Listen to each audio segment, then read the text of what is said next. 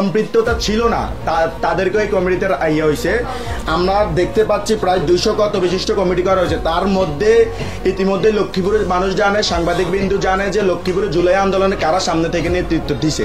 তাদেরকে বঞ্চিত করে তারা নতুন একটা দলের এজেন্ডা বাস্তবায়ন করার জন্য তাদেরকে দিয়ে কমিটি করা হয়েছে। একটি রাজনৈতিক সংগঠনের লোকেরা গুপ্তভাবে আগে ছাত্রলীগের ছত্র ছায়া ছিল, এখন বর্তমানে তারা সমন্বয়ের ছত্র ছায়া এসে রাজনৈতিক এজেন্ডা বাস্তবায়নের চেষ্টা করতেছে।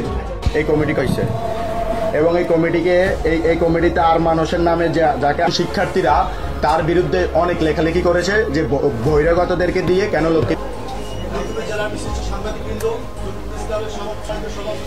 যুগ্ম হিসেবে এসে থাকতে পারে, যেহেতু এই আন্দোলনে তার অবদান আছে, আমরা সেটাকে সাধুবাদ জানাবো। শুধু আমি বলি এখানে কে পদত্যাগ করেছে, কে পদত্যাগ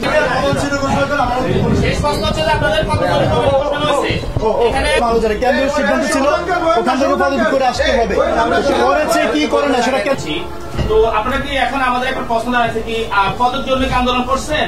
আরমান হুসাইনকে রাখা হয়েছে, সেই লক্ষ্মীপুরের বহিরাগত, তার বাড়ি নোয়াখালী, বাবা আওয়ামী লীগের নেতা, এবং মুখ্য সংগঠন হিসেবে রাখা হয়েছে সাইফুল ইসলাম মুরাদকে, যার কোনো ছাত্রত্ব নেই।